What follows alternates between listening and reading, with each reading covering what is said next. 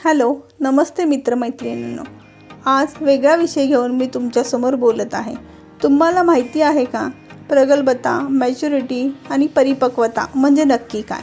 माझ्या मते जेव्हा आपण जगाला बदलण्याचा नाद सोडून देतो आणि स्वतःला बदलण्यासाठी स्वतःच्या प्रत्येक कृतीचे निरीक्षण आणि परीक्षण करत असतो, जेव्हा तुम्ही एखाद्या व्यक्तीशी एखाद्या टॉपिकवर बोलत असता आणि तुम्ही देखील त्या टॉपिकवर ठाम असता आणि ती व्यक्ती देखील त्या टॉपिकवर ठाम असते, अशा वेळेस त्या व्यक्तीला न बदलता तुम्ही घेतलेली जी माघार असते त्यालाच तर मॅच्युरिटी म्हणायचं. पुलंनी म्हटलंच आहे की व्यक्ती तितक्या वल्ली. प्रत्येकाचे स्वभाव काही सारखे नसतात. म्हणजेच जगात एवढ्या लोकसंख्येच्या माणसांमध्ये आपण जो जसा आहे त्याला तसाच स्वीकारतो, त्यालाच तर मॅच्युरिटी म्हणायचं.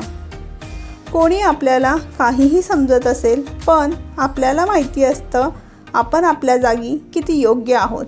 कारण ज्याची जशी दृष्टी तसा त्याचा दृष्टिकोन. म्हणून जेव्हा तुम्हाला समजायला लागतं की जीवनात प्रत्येकजण आपल्या जागेवर बरोबर आहे, त्यालाच तर प्रगल्भता किंवा मॅच्युरिटी म्हणायचं. आजकाल कोणत्याही नात्यात म्हणावा तसा ओलावा, आपलेपणा, प्रेमभावना राहिलेली नाही. सध्या नाती ही गरजेपुरती राहिलेली आहेत.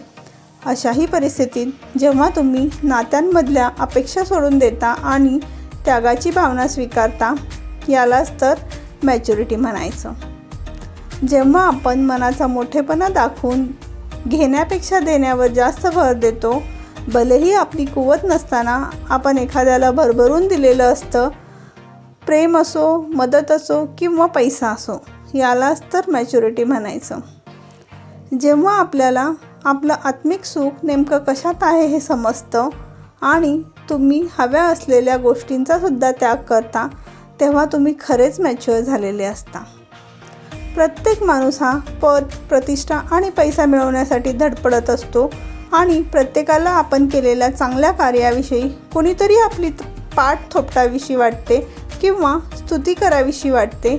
अशा वेळेस जेव्हा तुम्ही इतरांकडून स्तुती किंवा शाबासकीची अपेक्षा न ठेवता प्रामाणिकपणे आपले कार्य करत राहता आणि जगाला तुम्ही किती हुशार आहात किंवा किती मोठे आहात हे पटवून देण्याच्या भानगडीत पडत नाहीत, तेव्हा खरंच तुम्ही मॅच्युअर झालेले असता.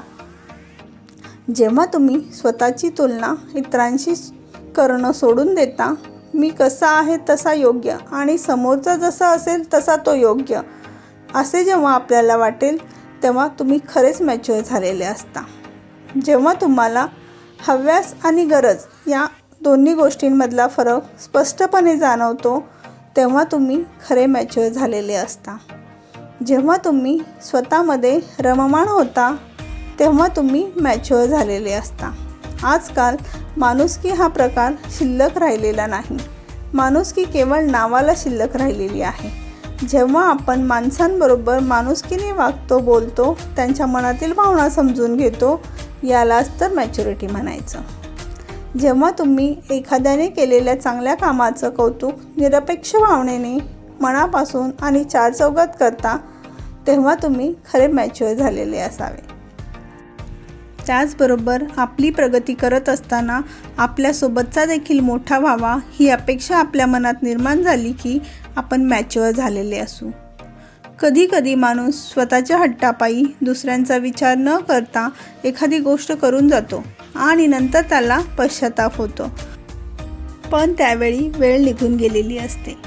तुम्हाला जाणीव होते की आपल्यामुळे कोणाला तरी त्रास होतोय, दुःख होतोय. हा त्रास होऊ नये म्हणून तुम्ही तुमच्यात केलेला बदल हा देखील एक मॅच्युरिटीचाच भाग आहे. जेव्हा तुम्ही आंतरिक सुखाचा संबंध भौतिक गोष्टीची जोडणी सोडून देता आणि एकमेकांशी आदराने, नम्रपणाने वागताल, तेव्हाच तुम्ही मॅच्युअर झालेले असाल. या जगात असा एकही मनुष्य नाही ज्याच्या जीवनात दुःख, अडचणी नाही. ज्याने सृष्टी निर्माण केली त्यालाही सर्व भोगावंच लागतं. आपण तर सर्वसाधारण मनुष्य आहोत. सर्वच गोष्टी आपल्या मनासारख्या झाल्या पाहिजे हा आग्रहच आपल्याला दुःखाला कारणीभूत ठरतो. सुखी आणि आनंद जीवन जगायचं असेल तर प्रत्येकाने लवकरात लवकर परिपक्व, मॅच्युअर झालं पाहिजे. धन्यवाद. प्लीज चॅनलला लाईक, शेअर आणि सबस्क्राईब करा. बेल आयकॉन दाबायला विसरू नका. धन्यवाद.